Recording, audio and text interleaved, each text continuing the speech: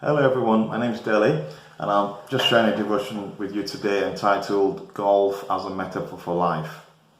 I got to thinking about this video a couple of Sundays ago while I was on the driving range with my son, Lewis.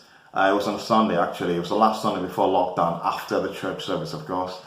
And I was just sort of observing as the coach was giving instructions to the boys, Lewis's friends that were taking shots on the driving range, and he would make comments about the posture, the grip on the club, on the golf club, the head position.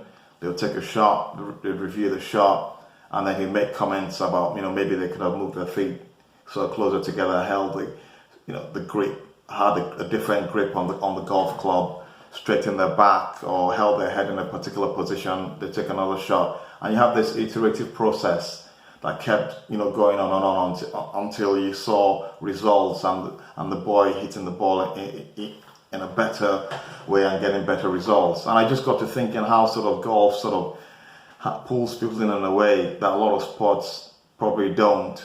Basically, it's all dependent on what you do and the attention and the detail you pay to all the actions involved in the sport. So how do you address the ball? What's your posture like? Your grip on the golf club, your swing, every little adjustment you make in any of those aspects changes the direction of the ball and ultimately how far it travels. You make another tweak, you see an instant result on your next shot.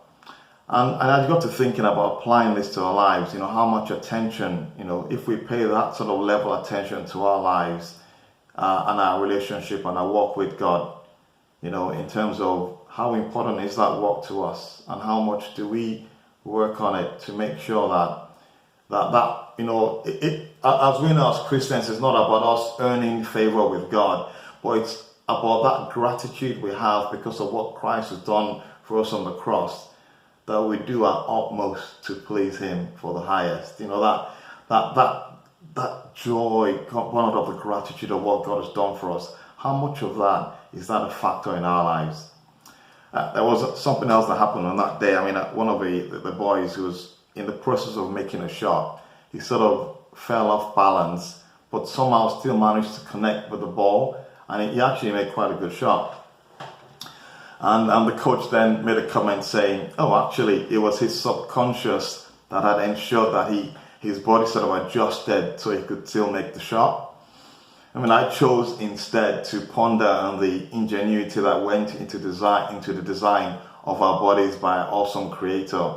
A topic that's close to my heart, about how we as beings have been made by a masterful creator in so many ways, in terms of our physical bodies, our minds, our brains, all the control systems within our body that make sure all different areas of body function in the way they should.